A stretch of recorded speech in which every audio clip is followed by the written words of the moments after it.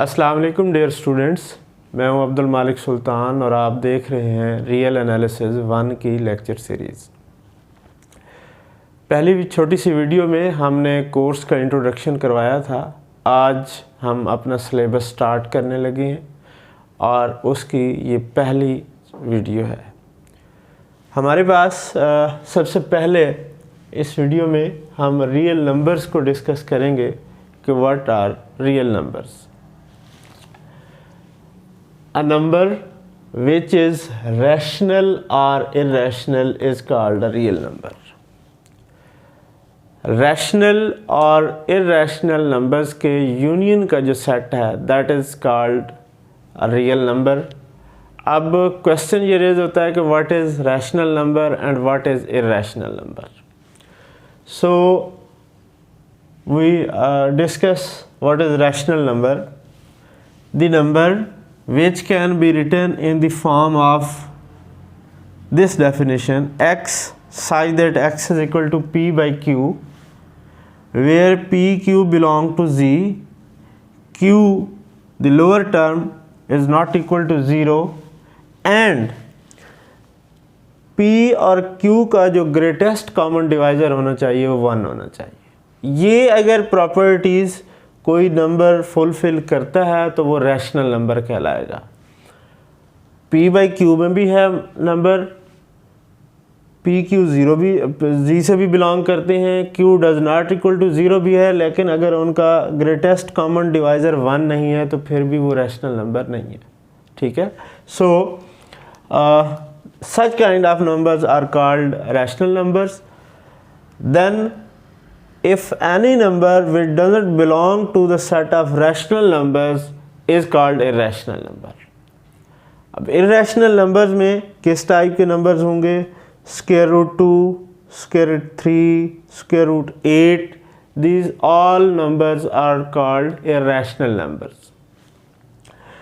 तो हमारे पास जो irrational की definition में एक दो चीज़ें आएंगी। जब आप इसको अंडर रूट 2 को अगर आप कैलकुलेटर से सॉल्व करें तो ये आपको आंसर देगा 1.41 एंड समथिंग, ये आगे कॉन्टीन्यूस रहेगा।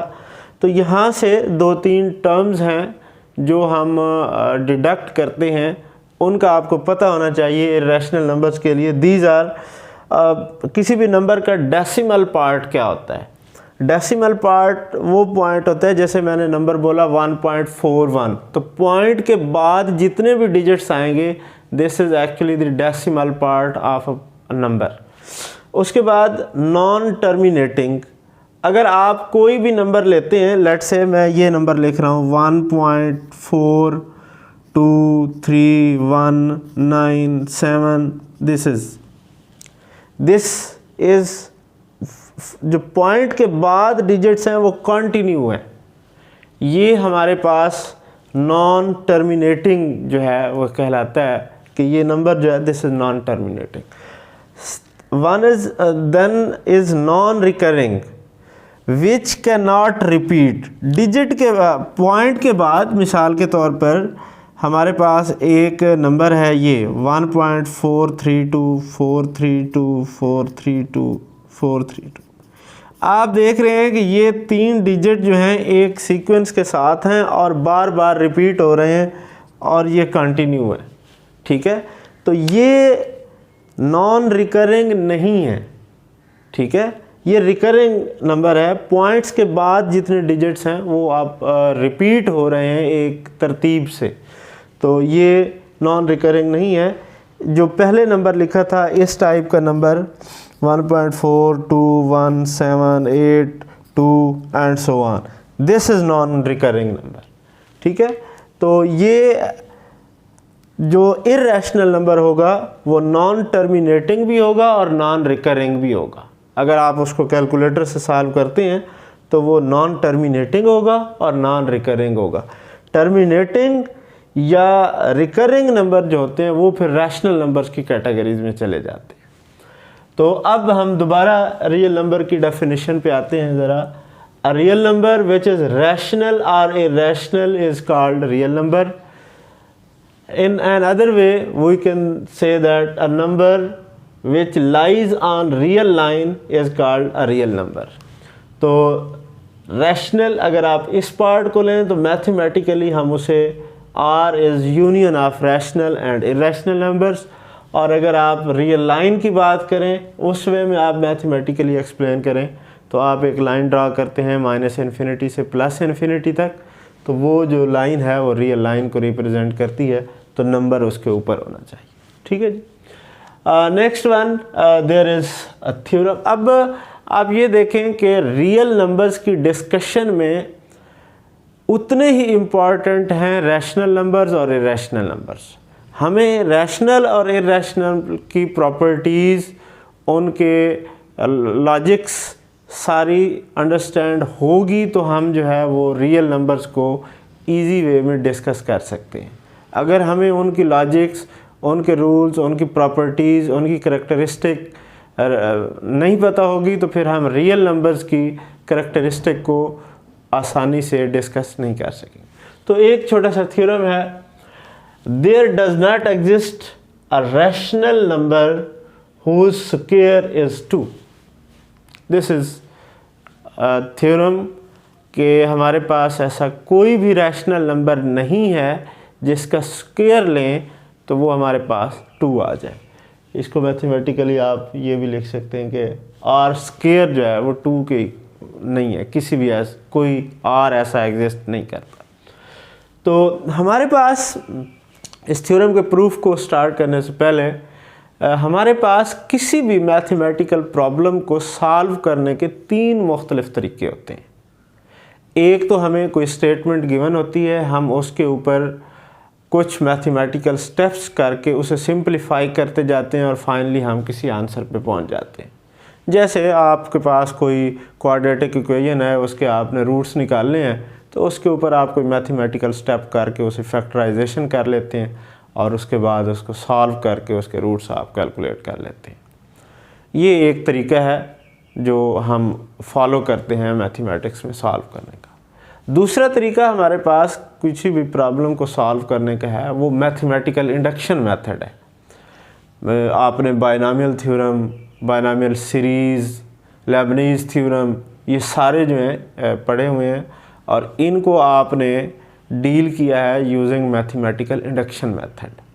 कि उसमें हम क्या करते हैं, स्टेटमेंट जो हमें गिवन होती है उसको ट्रू प्रूव करते हैं फॉर n = 1, k के लिए उसे सपोज करते हैं कि दैट इज़ ट्रू और फिर k +1 के लिए उसे प्रूव करते हैं, तो फिर हम कहते हैं कि this statement is true for all numbers. Third जो टेक्निक है वो यहाँ पे हम एम्प्लॉय करेंगे। थर्ड टेक्निक है कि जो चीज़ हमने प्रूफ करनी है उसका उलट हम सपोज कर लेते हैं, कंट्राडिक्टरी सपोजिशन कर लेते हैं। कि जैसे यहाँ पे हमने प्रूफ करना है कि कोई भी रैशनल नंबर ऐसा नहीं है जिसका स्क्वायर 2 के इक्वल हो, तो कंट्राडिक्टरी जब हम सपोज करेंगे तो हम कहेंगे नहीं, suppose that there is a rational number whose square is 2। तो ये कंट्राडिक्टरी, तो उसके साथ भी कुछ सपोजिशंस होंगी जो एंड पे जाके रॉन्ग प्रूव हो जाएंगी, तो हम कहेंगे कि ये चूँकि रॉन्ग प्रूव हो रही हैं तो जो हमारी सपोजिशन थी वो भी रॉन्ग थी, इसलिए ये ऐसे नहीं है, ऐसे है। तो दिस इज़ कंट्राडिक्टरी मेथड। तो यहाँ पे हम कंट्राडिक्टरी मेथड जो है वो अप्लाई करेंगे। लो let's start. We suppose on contrary, जब आपने कंट्राडिक्टरी मेथड यूज़ करना होता है तो ये स्टेटमेंट आप देते हैं, we suppose on contrary that square 2 is a rational number. Rational number है तो इसका मतलब है इसका स्क्वायर जो है वो 2 के इक्वल होगा। 2 is a rational number which can be written in the form of p/q। और यहाँ पे आप सारी जो रैशनल नंबर की सपोजिशन हैं वो अप्लाई करेंगे कि p/q belongs to set of integer, q must not equal to 0 and their greatest common divisor is equal to 1। तो ये तीनों सपोजिशन इसके साथ हैं। अब अगर ये इसके इक्वल है then p²/q² is definitely equal to 2, simply squaring on the both side. यहाँ से आप p² को एवेल्यूएट कर सकते हैं तो वो आपके पास 2q² आ जाएगा। इसको आप इक्वेशन नंबर 1 कह दें। इसका मतलब क्या है, इस इक्वेशन नंबर 1 की स्टेटमेंट का मतलब ये है कि पी स्क्वायर जो है वो डिविजिबल है बाय 2 के। अब अगर पी स्क्वायर जो है 2 उसको डिवाइड करता है, ठीक है, जब आप पी स्क्वायर को 2 पे डिवाइड करेंगे तो आपको एक इंटीजर नंबर मिलेगा, दैट इज क्यू स्क्वायर। हमने यही कहा हुआ है ना कि पी और क्यू जो है वो 2 इंटीजर है, ठीक है, तो उनका किसी इंटीजर का स्क्वायर भी इंटीजर होता है, दैट इज अंडरस्टूड। अब आपके पास 2 डिवाइड कर रहा है पी स्क्वायर को, तो 2 डिवाइड करेगा पी को भी, क्योंकि अगर किसी नंबर के स्क्वायर को 2 डिवाइड कर रहा है तो वो डेफिनेटली उस नंबर को डिवाइड करेगा, क्योंकि जब 2 किसी नंबर को डिवाइड कर रहा है तो इसका मतलब है वो नंबर इवन नंबर है, ठीक है। आप किसी भी ऑड नंबर का स्क्वायर लें वो हमेशा ऑड आएगा, और किसी भी इवन नंबर का स्क्वायर लेंगे तो वो इवन आएगा। अब ये पी स्क्वायर चूंकि इवन नंबर है, इसका मतलब ये है कि ये किसी इवन नंबर का स्क्वायर है, तो पी स्क्वायर अगर इवन है तो फिर डेफिनेटली इस रूल के तहत पी भी इवन होगा। तो मतलब ये होगा कि P itself is divisible by 2 अगर पी इवन है तो हम क्या करते हैं, then there exist a number q dash such that p is equal, p even है तो हम उसको इसके इक्वल रख लेते हैं। डेफिनेटली p इवन है तो 2 का मल्टीपल होगा, हमने कहा 2 multiply by some number q dash. तो this value substitute in equation number 1, p square की जगह जब आप 2q डैश पुट करेंगे तो ये 4q dash square is equal to 2q, q square will be equal to 2q dash square आ जाएगा। अब सेम सिचुएशन जो है जैसे पी स्क्वायर पे बनी थी वही क्यू स्क्वायर पे बन गई है, ठीक है। तो Q square is divisible by 2, it means 2 divides Q square, 2 divides Q. तो इक्वेशन नंबर 3 और 2 को अगर आप देखें, p is divisible by 2 and q is also divisible by 2, तो इसका मतलब है इनका ग्रेटेस्ट कॉमन डिवाइजर तो 2 बन गया, ठीक है। 2 बन गया या 2 से बड़ा भी हो सकता है, हमने 2 के अलावा किसी नंबर पे चेक नहीं किया, 4 पे भी चेक कर सकते हैं, ठीक है। तो बहरहाल ये कंफर्म हो गया कि इनका ग्रेटेस्ट कॉमन डिवाइजर जो है वो 1 जो हमने सपोज किया था वो नहीं है, 2 कंफर्म हो गया। तो from 1 and 2 greatest common divisor of p q is greater or equal to 2 आ जाएगा, और हमने सपोज किया था कि पी क्यू का कॉमन डिवाइजर जो है that is equal to 1, it means 1 is greater or equal to 2, which is a mathematical contradiction. 1 never be greater or equal to 2, so which is a contradiction, hence our supposition that 2 being under root 2 being a rational number is wrong, so 2 is irrational, ठीक है जी। or you can say that there is no rational number whose square is 2। तो ये हमारे पास कुछ definitions और एक छोटा सा प्रूफ था रैशनल नंबर के हवाले से। हम नेक्स्ट वीडियो में इसी टॉपिक को कंटिन्यू करते हुए हम फॉर n के लिए और फॉर कंपोजिट नंबर के लिए 2 यहाँ पे आप देखें तो ये एक प्राइम नंबर के लिए हमने प्रूव किया है कि this is irrational, n prime लेके भी हम प्रूव कर सकते हैं, और फिर कंपोजिट नंबर्स के लिए भी प्रूव करेंगे कि वो भी इरेशनल नंबर होते हैं, वो कंपोजिट नंबर जो परफेक्ट स्क्वायर नहीं है। तो keep on watching the next video. Thank you and अल्लाह हाफिज़।